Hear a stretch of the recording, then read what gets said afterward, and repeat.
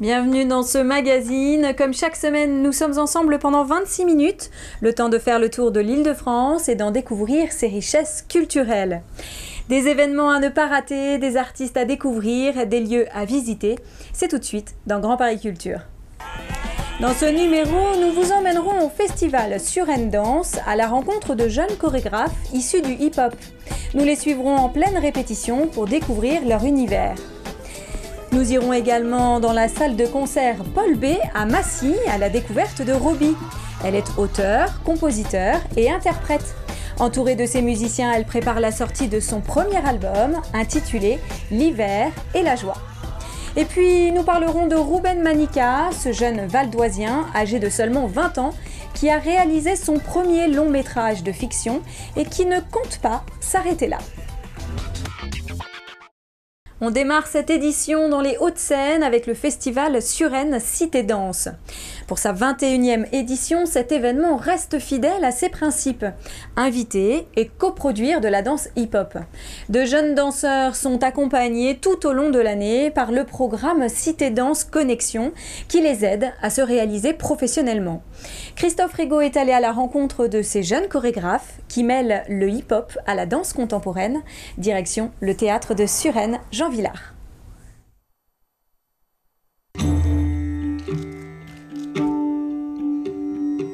Du hip-hop à la danse contemporaine, c'est le parcours de 3 jeunes chorégraphes et danseurs du pôle Cité Danse Connexion de Suresnes.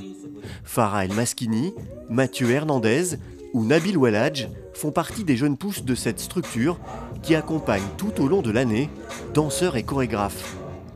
Le festival Suresnes Cité Danse, actuellement à l'affiche du théâtre Jean Villard, est l'occasion pour ces artistes de présenter leur propre spectacle.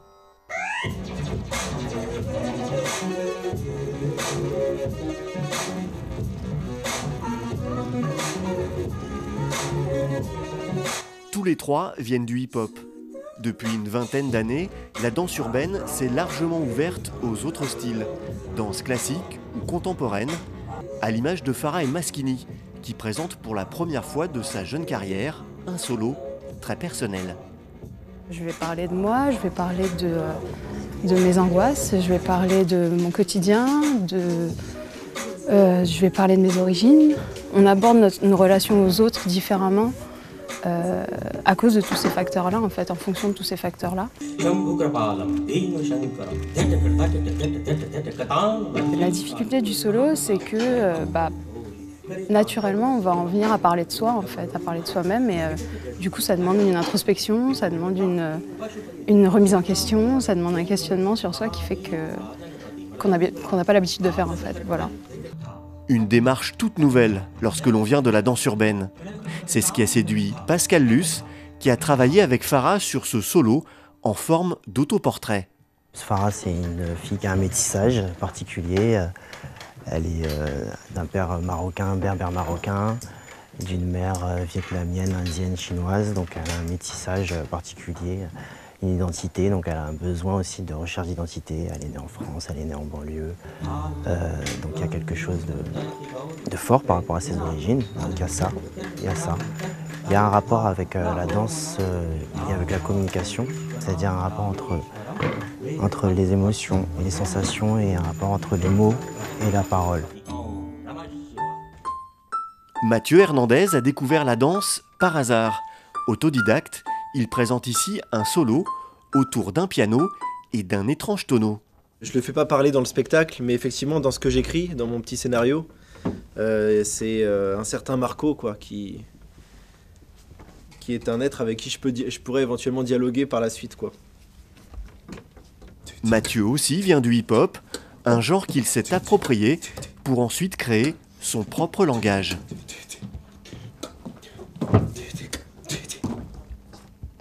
Il y a beaucoup de styles dans la danse hip-hop, pas que de la danse au sol. Il y a aussi plein de pas debout, ce qu'on peut reconnaître chez Michael Jackson ou dans le côté robotique. Toutes ces palettes m'ont été inculquées. Et à partir de là, quand c'était vraiment ancré dans ma danse, j'ai essayé de développer ce que je sentais. Donc de ne pas rester dans des bases, dans un style bien précis, mais de voir qu'est-ce qui me vient, comment je peux travailler avec mes propres instincts Et avec le temps, là, ça fait 2 ans que je me rapproche de cette stylistique. Voilà, les choses se forment au fur et à mesure. Un travail et une maturation rendus possibles grâce à une structure permanente qui accueille les danseurs. Cité Danse Connexion, un pôle autour du hip-hop unique en France. On leur met à disposition des studios, quelquefois on accompagne leur production, on les programme dans le festival sur une Cité Danse, on essaye d'élargir quand ils le souhaitent leur connaissance de l'art chorégraphique. Il faut le temps de la maturation et puis le temps de la confiance, le temps de l'accompagnement. Et ça nécessite des structures, une complicité, une bienveillance, une possibilité de travailler, quoi.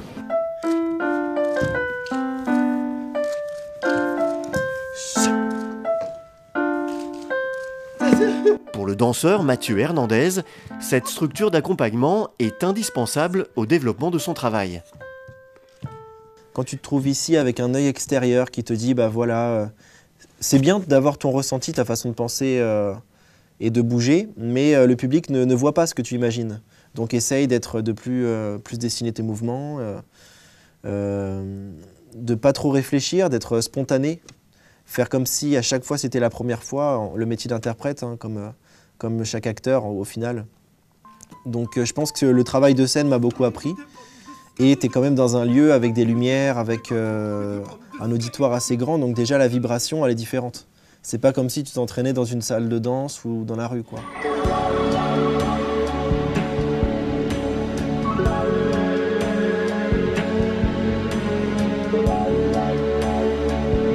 Quant à Farah El Maskini, son intégration à Cité Danse Connexion l'a tout simplement fait basculer dans le milieu professionnel. La chance qu'ils m'ont donnée en fait en faisant ce solo, c'est une opportunité que j'aurais pas eue ailleurs en fait, et j'y avais même pas pensé en fait dans un premier temps, puisque moi je démarre tout juste en fait dans le milieu professionnel. Ça fait quoi? Ça fait 2 ans, mais c'était toujours avec un pied un peu à l'extérieur, et puis là j'ai vraiment franchi le pas, et du coup je l'ai vraiment fait avec Sur une Cité Danse. Ce qu'il m'apporte, bah, c'est tout en fait, c'est la structure, c'est le lieu, c'est les gens sont trop cool, sont super gentils ici, on est super bien accueillis, on est comme à la maison. C'est vraiment un ensemble de choses qui fait qu'on se sent encadré, on se sent entouré et on se sent encouragé surtout. Mais en tout cas, je pense que oui, je serai dans la danse toute ma vie.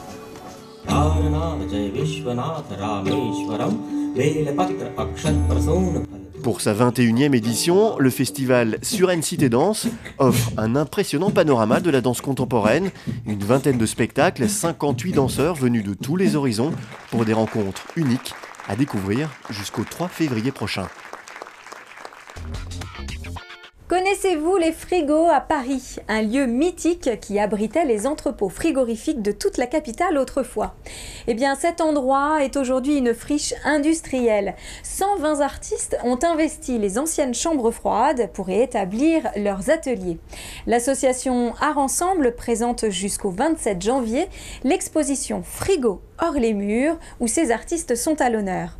Audrey Coll de Télé Essonne nous emmène à Marcoussis, à l'orangerie du parc des Célestins.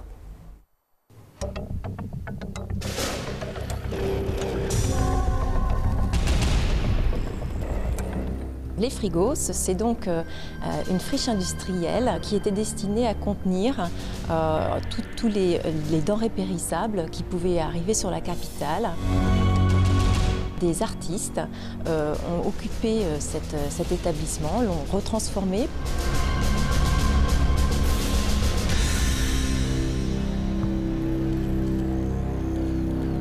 Ce qu'on a voulu faire, c'est recréer le climat des frigos, qui est déjà un climat très particulier. On entre dans ce lieu un peu extraordinaire.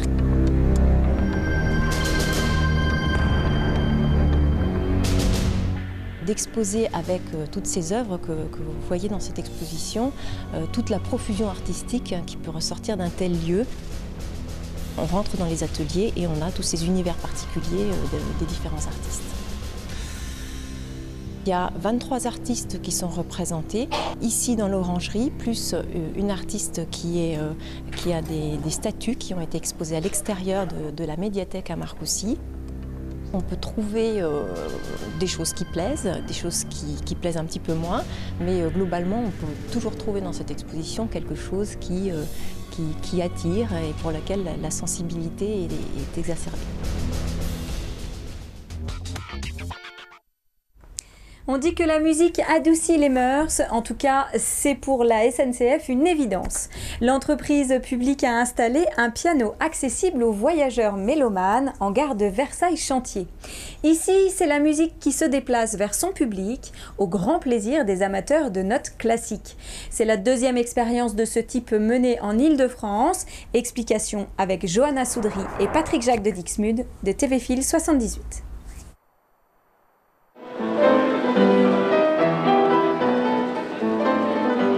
Un piano dans un hall de gare, une initiative originale qui n'a laissé personne indifférent à Versailles-Chantier. Je me pose des questions justement, mais ça peut créer quelque chose de convivial, d'agréable. Je me disais pourvu qu'on n'abîme pas trop le piano. Es buenísima, se me hace bastante innovador y además que mira cuánta gente hay aquí. Nosotros nos detuvimos solo para escuchar el piano. Se me hace muy buena idea y debería copiarlo cada estación. L'idée nous est venue suite à l'installation d'un piano à Montparnasse. On a eu l'idée aussi de créer une ambiance comme ça chaleureuse et un peu nouvelle dans une grande gare de banlieue. Et puis à l'occasion de l'arrivée de ce piano qu'on a acheté, que notre service a acheté, on s'est dit pourquoi pas créer un concert en 4 mains. Rémi Français, employé de la SNCF, a enfilé son costume de pianiste amateur pour l'occasion. Accompagné de Michael Guido, professeur au conservatoire de Versailles, ils ont interprété pour les usagers de la gare des pièces de Beethoven ou encore Brahms. C'est une excellente initiative, ça devrait se faire plus souvent dans les gares, les aéroports, n'importe où, parce qu'il y a des pianistes, on en trouve, c'est pas un souci ça, ou des musiciens, il y en a partout. Un piano en libre accès à la disposition des usagers de la gare des Chantiers pour faire naître une nouvelle ambiance, rapprocher les agents des clients et fuir la routine des gares de banlieue. L'idée séduit, mais qu'en est-il de la sécurité ? Il peut se passer des choses sur ce piano, on ne sait pas comment il vivra. Donc on l'a placé dans l'axe de l'espace où travaillent les agents pour que les agents puissent le voir et faire en sorte de le protéger, enfin de pallier à d'éventuels problèmes s'il y a des gens qui essaient de le dégrader. L'achat du piano aura coûté 3 400 €. Reste à calculer le prix de la maintenance technique. Après l'installation d'un tel instrument en gare de Paris-Montparnasse, Versailles-Chantier devient le deuxième piano-gare d'Île-de-France. L'instrument de musique occupera le hall pendant plusieurs mois afin d'évaluer la réussite de l'opération.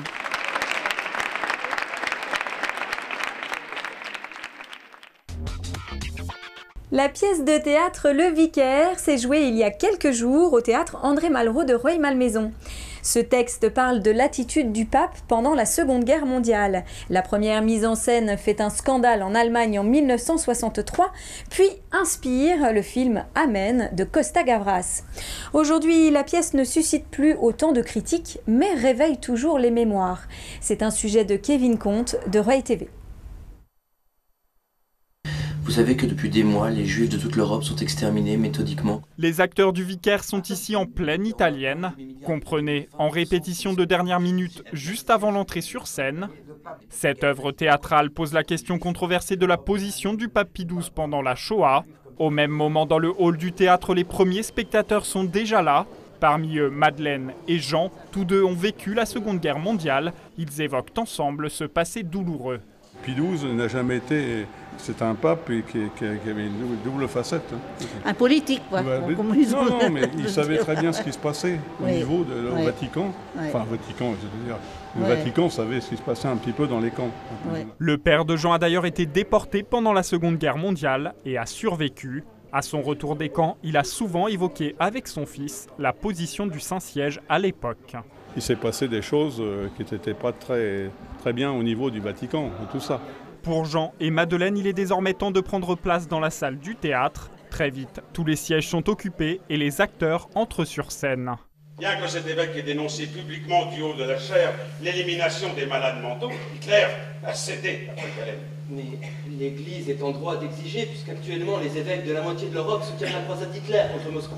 Cette pièce de théâtre ne prend pas position pour ou contre l'attitude du pape pendant la Seconde Guerre mondiale. mais apporte des éléments de réflexion aux spectateurs, comme l'explique Jean-Paul Tribou, metteur en scène et acteur. J'ai essayé de faire plus appel chez le spectateur à la maïeutique qu'au didactisme. Je veux dire, si c'est pour lui dire voilà qui sont les bons, qui sont les méchants, il n'a pas besoin de moi. Je trouve que la force du théâtre, c'est justement plutôt d'exposer les problèmes, de donner une situation et puis au spectateur de se faire une opinion. Et même si cette histoire est fictive, elle est entièrement basée sur les récits d'un SS ayant, lui, réellement existé, l'officier Gernstein. Le personnage principal est un protestant, chrétien, qui est dans la SS, qui est un ingénieur chimiste et à qui on demande de fournir le Zyklon B, le gaz qui va servir à l'extermination des juifs, des tziganes, des homosexuels dans les chambres à gaz.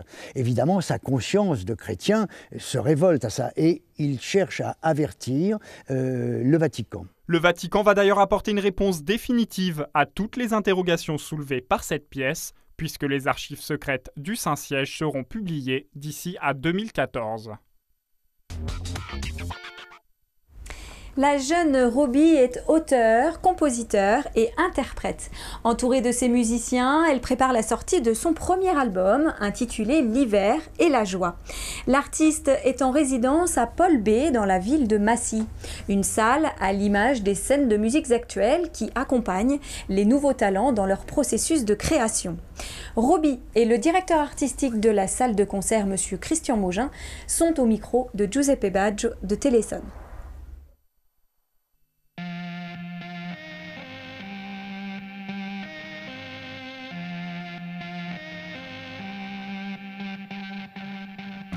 Une semaine de résidence artistique, pourquoi faire exactement ici à Massy?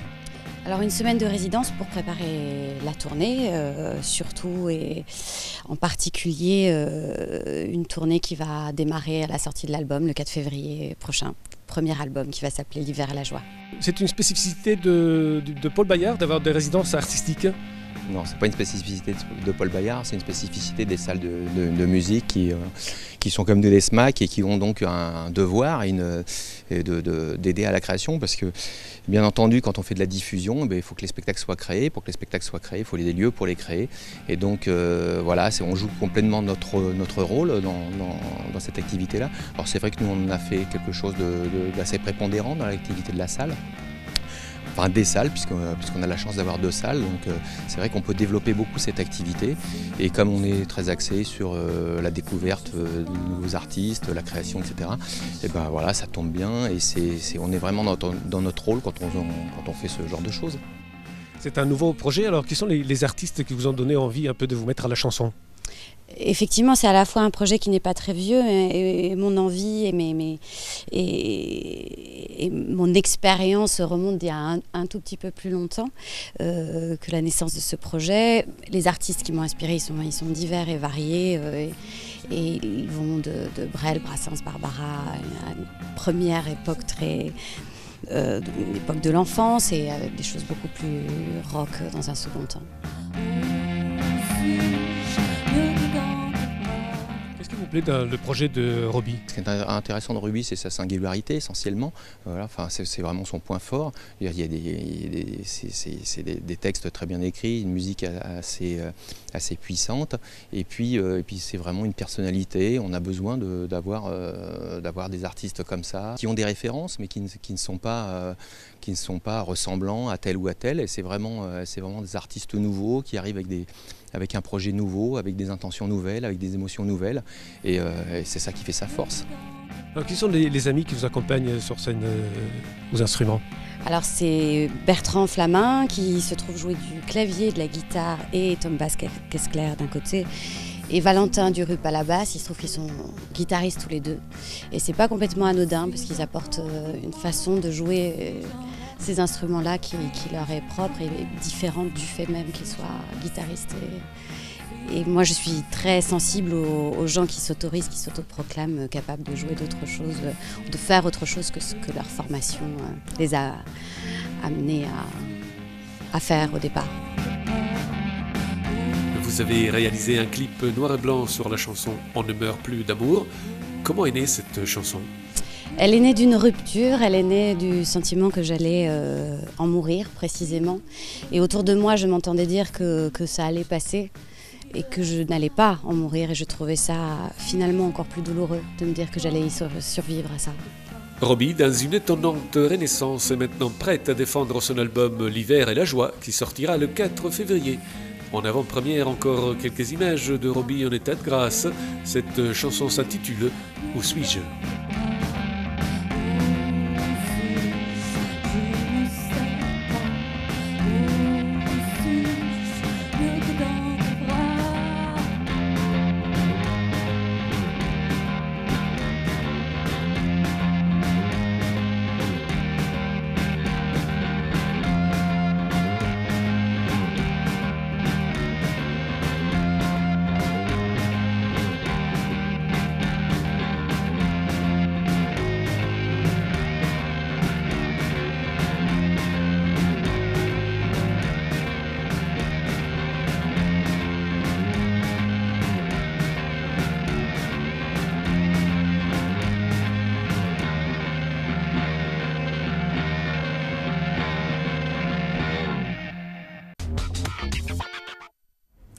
Arnaud Giesinger est photographe et passionné d'histoire depuis 15 ans. Artiste autrichien, il suit des études d'histoire et de philosophie allemande, puis sort diplômé de l'École nationale supérieure de la photographie. Cette double formation l'amène à travailler sur les relations entre mémoire, histoire et représentation photographique. Aujourd'hui, il vit et travaille à Paris. Gaël Le Boulanger de Canal Coquelicot 77 nous emmène à Ponton-Combo, au Centre Photo d'Île-de-France, où il expose en ce moment. Un tour d'horizon à 360. Arnaud Giesinger a investi tout l'espace du Centre photographique d'Île-de-France de Ponton-Combo pour attirer notre attention sur un grand point d'interrogation. Notre rapport à l'histoire. Comment regarde-t-on le passé? D'abord très visuelle, cette exposition est aussi très instructive quand on s'attarde un peu. Avant-première avec l'artiste lui-même comme guide. Premier mur est déjà une histoire. En tant qu'Autrichien reconnu pour la qualité de son travail, une institution de son pays d'origine, le Mobilier National, lui fait une commande.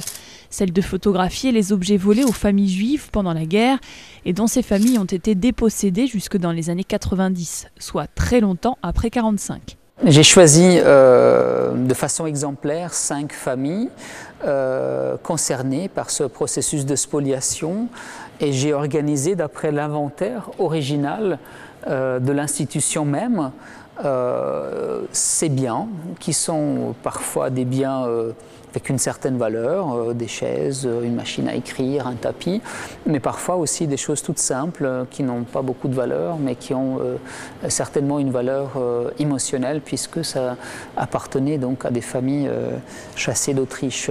Et en bon artiste, évidemment, il n'a pas tout à fait respecté la consigne. J'ai un peu détourné la commande parce que, comme vous le voyez, je n'ai pas simplement travaillé sur les objets qui existent encore, mais j'ai surtout travaillé sur les objets qui n'existent plus, qui ont été détruits ou perdus.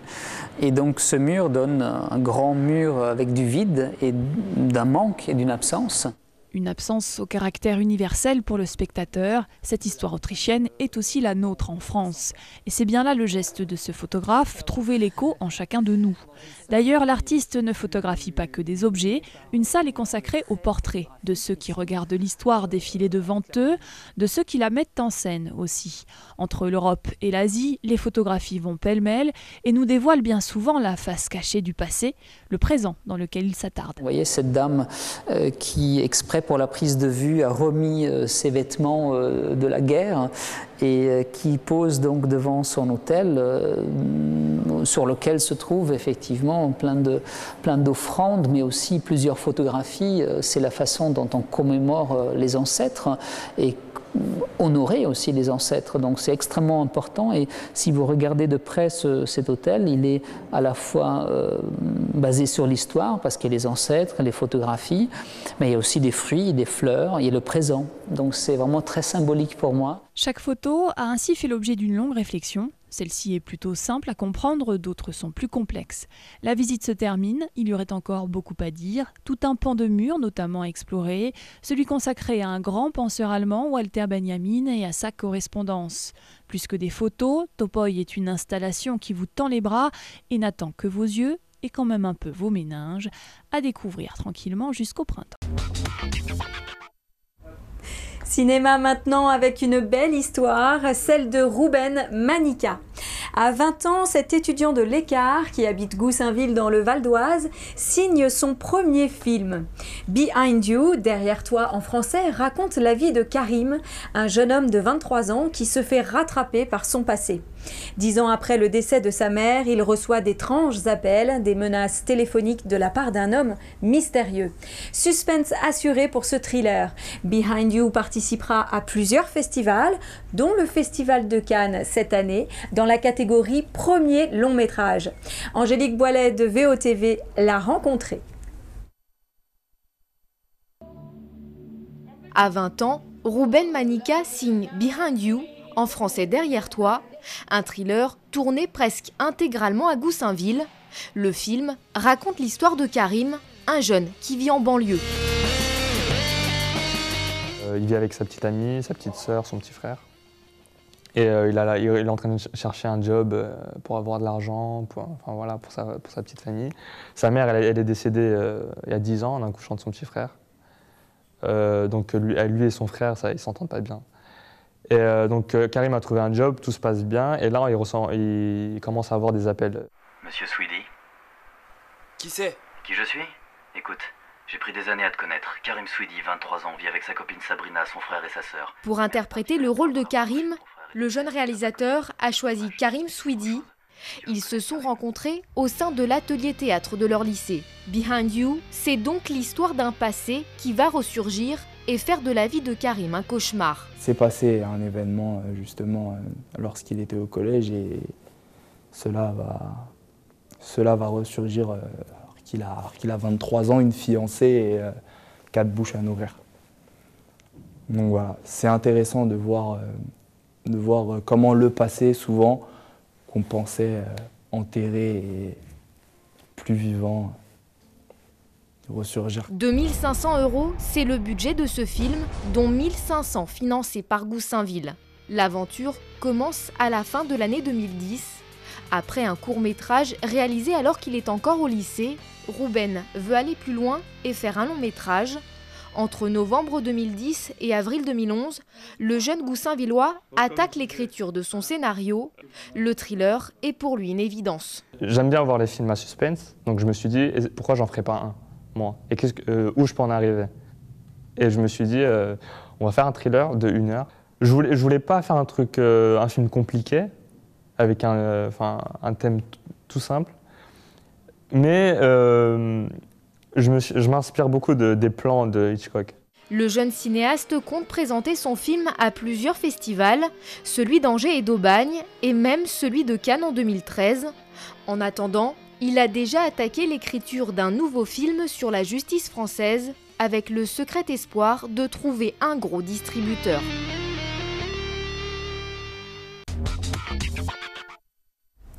Grand Paris Culture, c'est fini pour aujourd'hui. Merci de nous avoir suivis. Je vous donne rendez-vous la semaine prochaine avec de nouvelles découvertes culturelles. Et tout de suite, la suite des programmes sur Télif.